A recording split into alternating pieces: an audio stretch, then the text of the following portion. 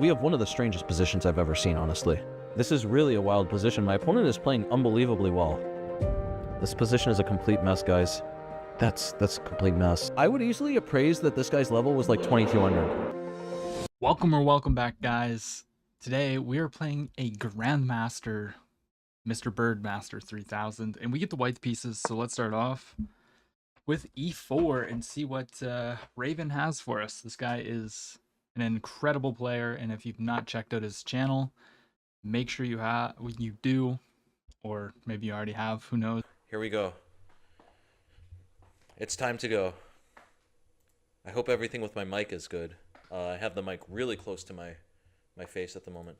So E4, King Pawn. I'm wondering what to respond with. I'll respond with C5. We'll go with the Sicilian. It'll be linked in the description, and we're playing the Sicilian. The Sicilian's one of my favorite openings. Knight C3. All right. Is he gonna go for a Grand Prix attack? So there's a joke on my channel about how, when we see the Sicilian, I've already won. But yeah, we're gonna play in this fashion, even though he's played E6. And yeah, I hate it. I cannot stand the Grand Prix attack or playing against it. I have terrible memories getting checkmated back in the Marshall Chess Club when I was like 14 years old. And yeah, it's always just been very painful for me to meet this opening. So what am I going to do here? From what I remember, I can play D5 immediately. I'll play D5 immediately. We'll see what happens. Okay, so they strike in the center right away. So I think I can still go for this. Push through, we just give a check, take, and it's all fine. Okay, I think that should be a little bit of a mistake. From what I remember, he's supposed to take and play bishop b5. And weirdly enough, it goes into positions that you can also get in the bird, because of course the bird starts with 1f4. And guys, he's not 2200. He is like 2450 FIDE. He is a grandmaster. So don't let this Honestly, I feel like I studied some positions where d4 is normal, but what? D4 is very normal. I could play knight f6, e5, and then d4. And I believe he became a grandmaster 2 years ago, something like that. I think I saw. I'll wait him out a little bit. I want to get a better idea of what his plans are here. I'll play knight c6 first. This way I might be able to play d4. The idea is that I don't want to play d4 that soon because then he might still commit this bishop over to the normal g2 square. If the bishop comes out to e2, then I will probably play d4. Kind of transposes back into the Grand Prix attack. So I'm thinking of playing... A really good analogy for how you play the opening is it's like an information game. I'm just trying to get a bit more time to get more information on his setup here. And then, depending on that, I might react with d4. I don't think... You don't really want to take in the center. And I think he's threatening to push now because there's not any check. So I'm actually going to play bishop out. 15 plus 10? More time to think, more time for some good content. Bishop b5.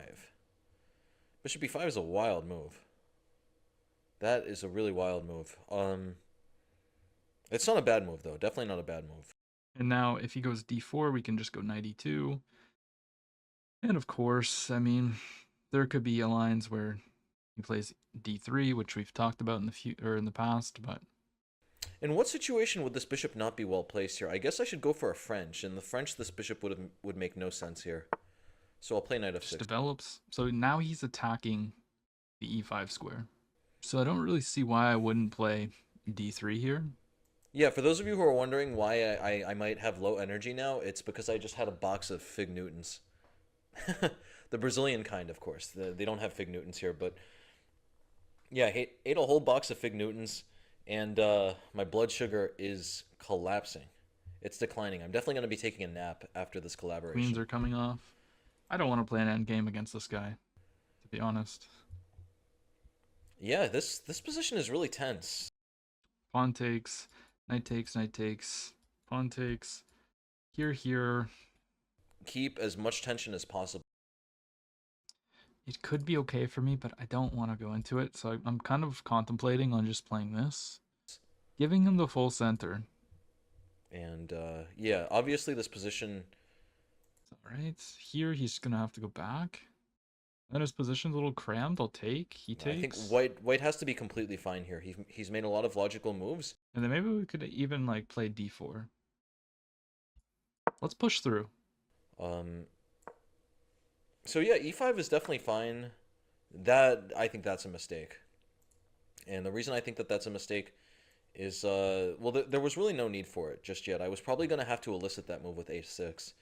Now my bishop might become very strong out here. Because I guess here takes, he just pushes. We don't really need to allow that. So he's going to have to go for the schizophrenic-like structure with d3 where these pawns haven't yet met each other, and at any point I can advance or he can advance. Putting some pressure here. And then there's, I mean, he can come in and destroy the structure. But my king would be castled at that point, so maybe we just castle here. Just try to simplify at all costs. Put the bishop on e7. Maybe I should have played c4. Yeah, I should have considered c4 a bit more. Because the idea of c4 is I'm crunching in on this pawn. He's going to sooner or later have to push one of these pawns to get his bishop out. So I could play d3 if I wanted to. I could also go for queen e1. Try to bring the bishop or the queen this way. Yeah, c4 was such a better move. But in this game, I kind of want to focus on this pawn. He's defending it really well. This looks exactly like positions I have in my bird course. The only difference here is that this pawn would normally be on b6, and that would be quite significant. With the pawn on b6, he'd be able to play f5, takes, and knight takes pawn here on d5. Here, takes, here. I'm trying to find a way to make that work. Maybe then I go knight here? I would assume best for him is probably queen e1, queen g3. He needs to try to strum up some type of play on the king side. It's going to be very hard, though. My bishop is posted perfectly to keep his knight away from doing anything I could also just play b3. b3, try to go bishop here. And then I wouldn't mind this plan of losing a pawn in the center to open up the bishop. So let's play b3. b3 is an interesting move.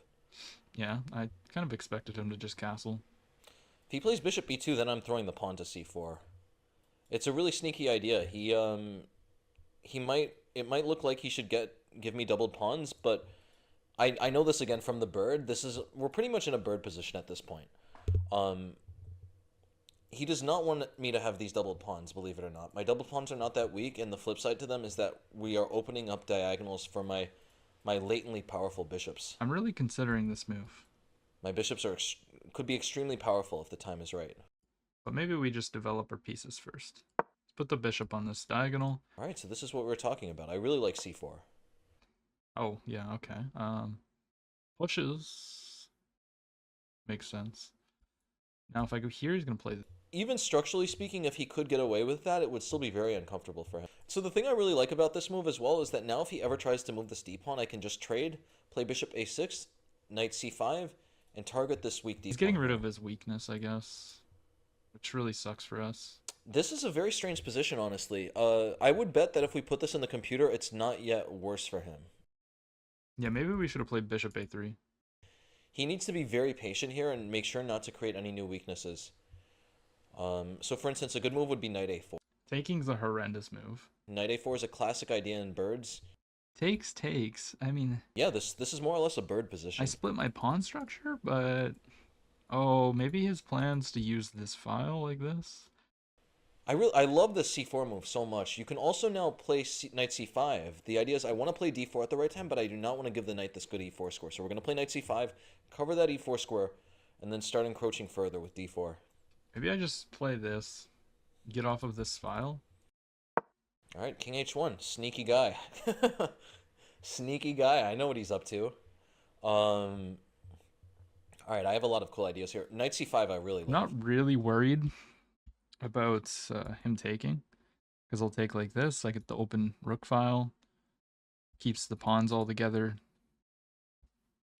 And maybe he'd be able to target this pawn in time with something like knight a4 and knight d4, such that I don't have time to execute pressure on that d3 weakness over there. But now with the king on h1, I play knight c5. He's just not going to have enough time to do that. Knight c5, I'm looking at this. Look at this. If takes, I could definitely take back, and that would be okay. I just the reason why I like King H1 is because this diagonal is really, really, really weak whenever you push the F pawn. And since I committed the bishop to this diagonal here, I can't really protect the king this way. The idea of d4 would be I would quickly splinter his pawns with d3.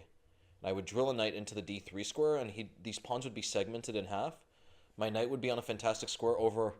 I only have one hand because I'm holding the mic, so I can't highlight this as a golden square, but this would be a golden square. I mean, I don't see a reason not to play here. The reason why I wasn't playing that is because I wanted to go here.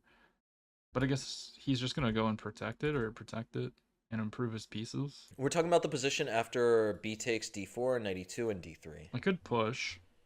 But yeah, for what it's worth though, takes, I could even just take back with the pawn, and that should also be very comfortable. The whole problem here is despite how weak these pawns look, if he ever starts taking them, my bishops are going to just engulf the board and So let's do that. b4. I like the way this guy's playing. He makes a lot of very logical moves.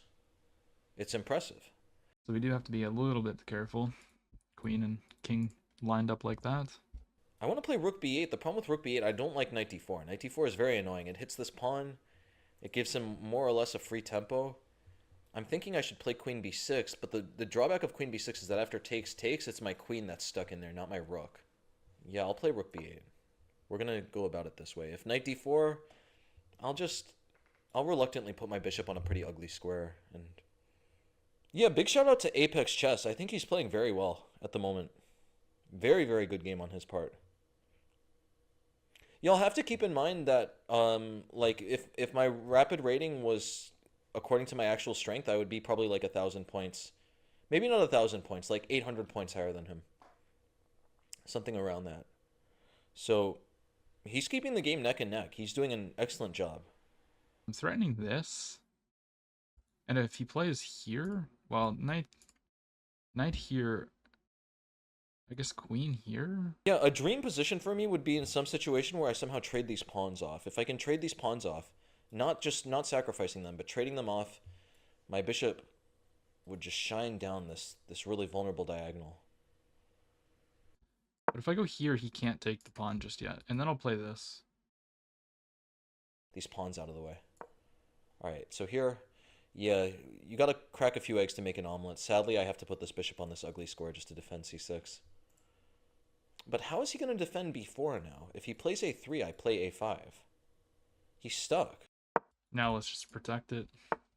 Now he's going to immediately go after my structure as he takes, he wins a pawn. Is there a way to protect that pawn? Or am I already losing a pawn? He plays knight a2, I can dig in further with knight a4. This is starting to get very uncomfortable for him. I think this is the turning point. This is, I think this is the moment where the game is going to start to really go downhill. Maybe it was just this b4 move. I think b4 was the mistake. Yeah, up until then, his structure was really healthy here, but when he pushes b4, now... Takes, rook takes. I guess I can go knight here. Okay, takes. He's playing a lot of good moves. That's probably the best move in this position. He should drill his knight to a4 and then play c3, and we have one of the strangest positions I've ever seen, honestly. This is such a strange position. His knights have fantastic squares at the moment. His knights are completely grooved in on two separate outposts. Meanwhile, I have the two bishops, though. I can't be worse here, but how much better could I be? I would like to get rid of that rook. That's the crazy thing. If I can break through this knight's outpost and get rid of this pawn, then I could push c5 and get rid of the other knight. He somehow just, like, has the bishop pair. Out of nowhere. I don't understand what happened. Here... Maybe, was rook b5 even better? Rook b5 is very interesting. Oh, I have such an interesting idea. If he plays c3, c3 is a very logical move, then I can play rook b5. And the idea is that if he takes, I take back, and his knight, if it comes to b6, it's probably going to get trapped there. Meanwhile, if it goes to b2, it's just going to be dead. It's going to be dead for an extremely long time. I really like that. I really like the idea of rook b5. Queen here, push, takes, knight takes.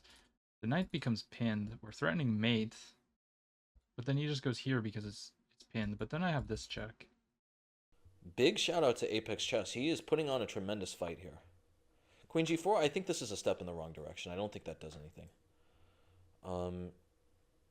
I could definitely play f5 if I want. Also, dude is playing extremely quick.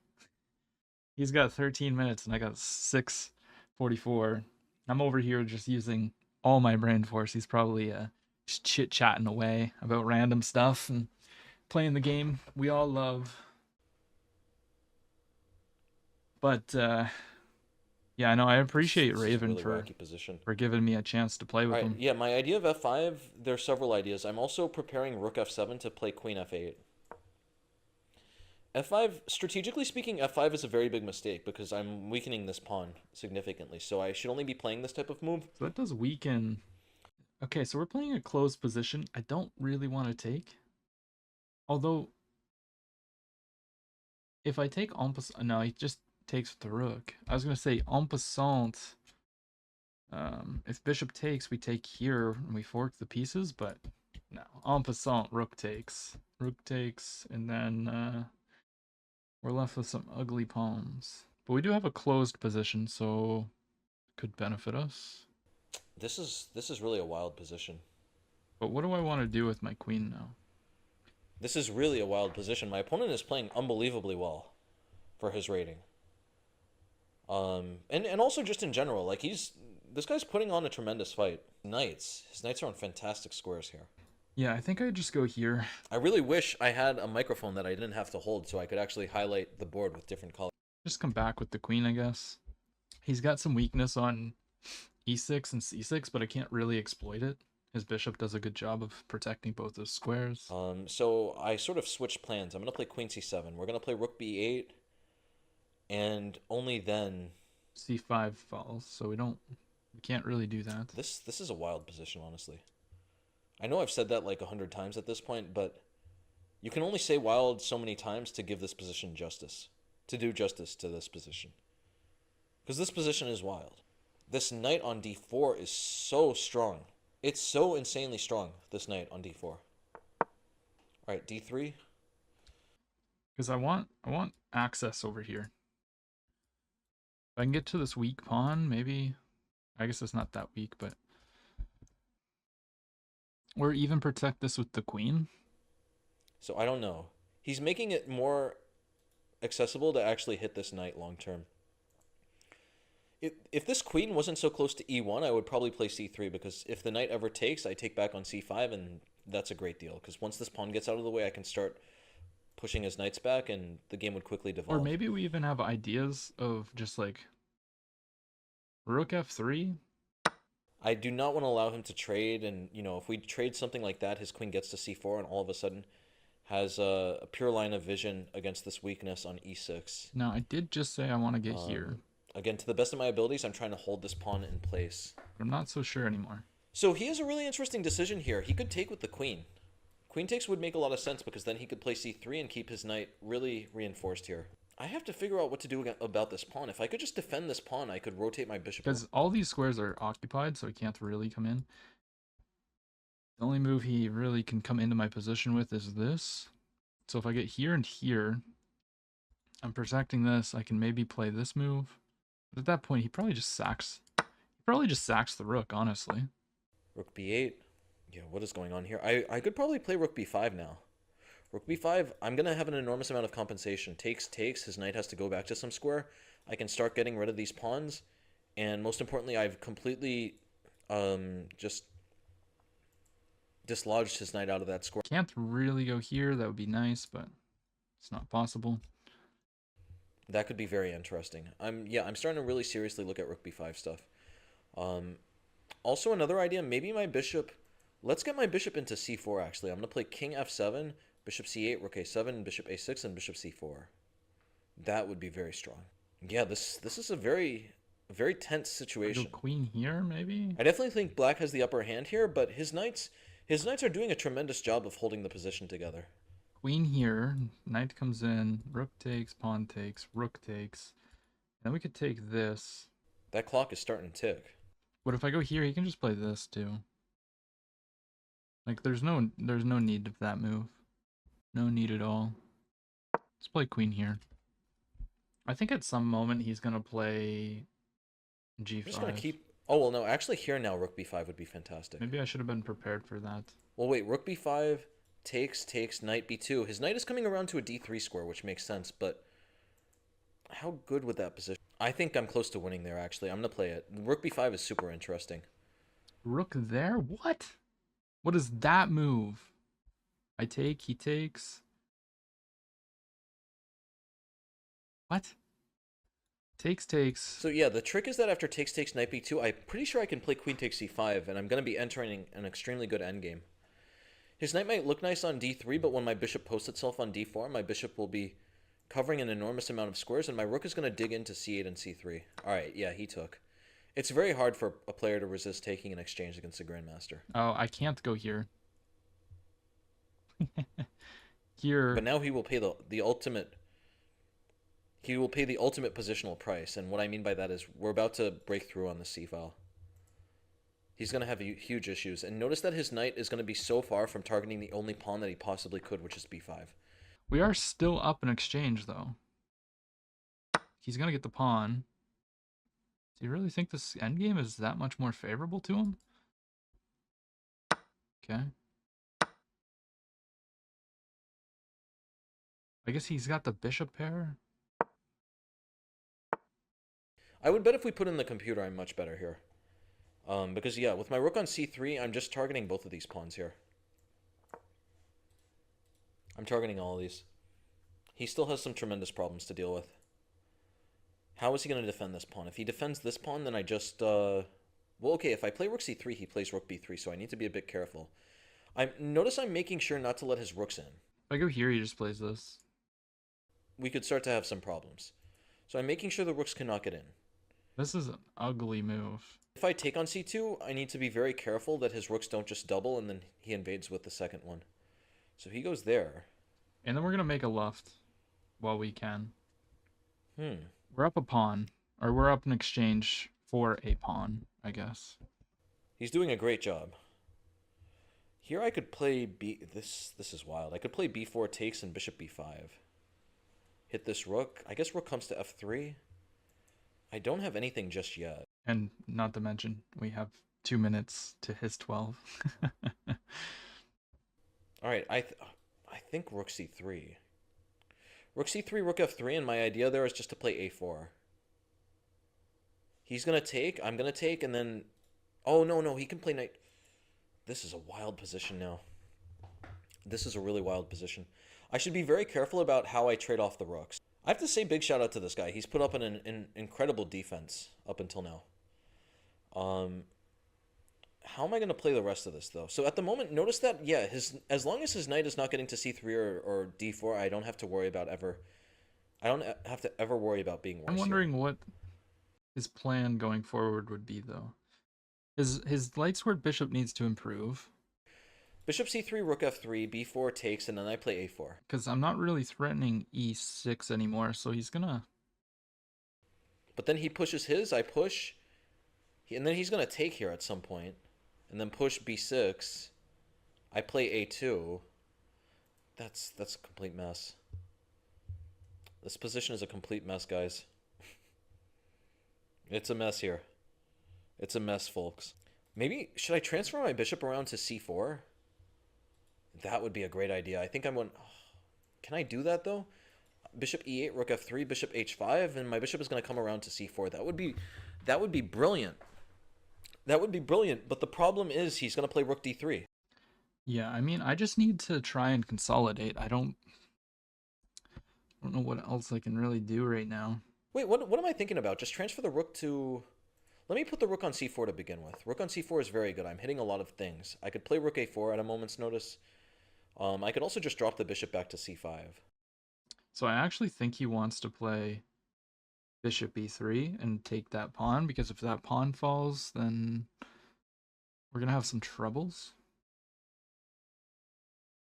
So what I'm thinking is I play g3 to protect everything, and maybe bring the king out. So let's protect this. However, I mean, this looks insanely terrifying. All right, now I can play... I think now bishop c5 should be fantastic. Bishop c5, I'm attacking this pawn. Yeah, he wants to push the pawn and then go here.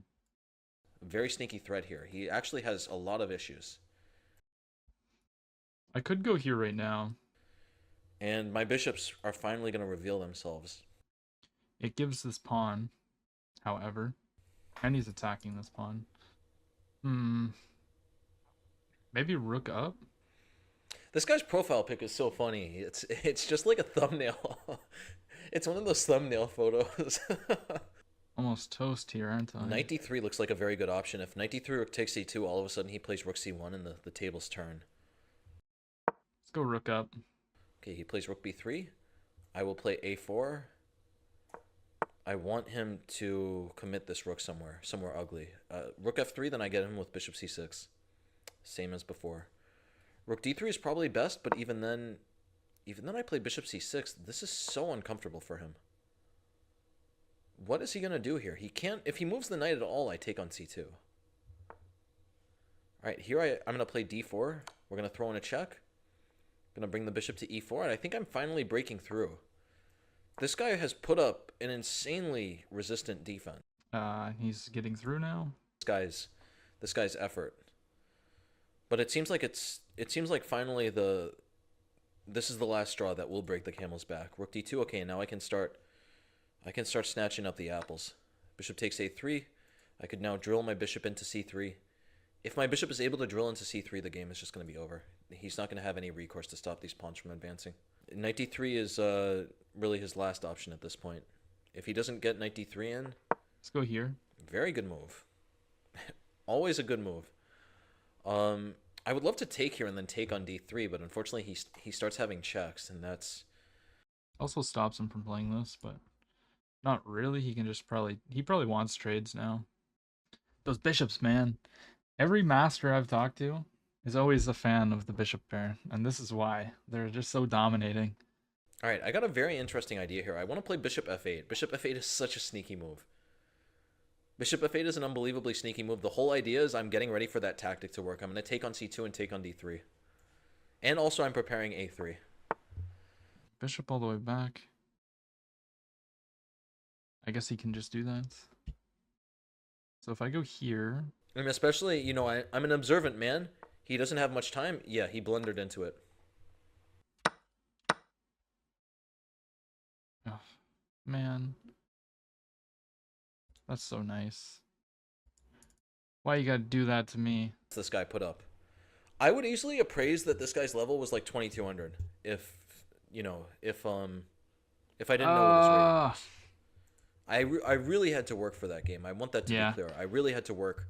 I mean, I guess I can go here. Okay, well now he's just blundering. It's pinned. It's pinned to the king. Okay. It's over, folks. Yeah, we're just gonna resign now. Good game to my friend. Yeah, let's take a look at that game. That was crazy. He played with the 90.4 and I played with an 82. I didn't have any massive blunders, but I'm curious to see where I went completely wrong, and we were actually winning at one point. So this is all Grand Prix stuff. And taking was best. We're slightly better here, according to the computer. The computer is really wanting him to play c4, probably just to trade off his weakness. And as soon as he did that, he was actually a little bit better. I missed something. I should have went here first, but I thought this was a little bit of a waste of time because he was just going to protect it, but okay. I guess not. I guess not. Push. Goes there. And then that was a mistake because we take here and then we have this nice knight a4. So I'm glad that I found that. And we were actually slightly better, but I mean, come on. It's so hard. These grandmasters just make chances out of nowhere. Like here, I'm plus 1.4, apparently. So we're winning against a grandmaster. And then, in Apex fashion, we make a mistake, of course, and that mistake will always be followed up by another mistake and then the end of me. It really wanted this. It wanted c4. Why? I don't really know. I guess because it's, if this pawn gets taken, I guess he probably wouldn't take. But if you were to take, then these are isolated pawns, or this is, and this is. Maybe that's the idea. And I've got the knights, so yeah, this is such a nice move. And I took, which was not right. We should have, we knew. Dude's a grandmaster and he's sacking his rook. There's a reason for that. Anyways, I was intrigued. Let's take. And then I was actually debating on this. I did think about this move, but I didn't really enjoy this. But apparently you can go here, sack the knight, queen a7. What? Queen a7, sorry. Go here. And then they gotta protect. And then you get the other rook in. And there's no way for him to protect the piece, and we get it back. Okay. Well, I didn't see any of that. Of course, I traded. And this is just a better endgame for him because he's got the bishop pair. I have my pieces all stuck. And then we go rook here, which is a big mistake. The other rook was actually better. And this isn't as bad. But I guess by going here, it becomes a target. So I probably should have been thinking about that, but I didn't. And then we push because there was no checkmate threat because when he pushes, we can go here, but it's still a little unpleasant. And yeah, we didn't go for that. Made a left, moved up, and then we got this. And we go knight here, which is the best move. He goes all the way back. Rook here, and he has the brilliant rook sack, of course. I don't think it works if we're here because, I mean, yes, he gets this, but now there's no skewer. So now it's just 2 bishops versus 2 rooks. And then, yeah, I mean, tactical shot. He took his opportunity. He seized it. He got that win. But I think we played pretty good considering the skill gap, and I'm very happy with the results of this game. Once again, if you have not checked out his channel, it will be in the link in the description. Thanks again, Raven. I appreciate that. A lot of fun, and yeah, I mean, you crushed me, but I expected that. If you enjoyed the video, don't forget to leave a like, comment, and subscribe. I will see you in another one.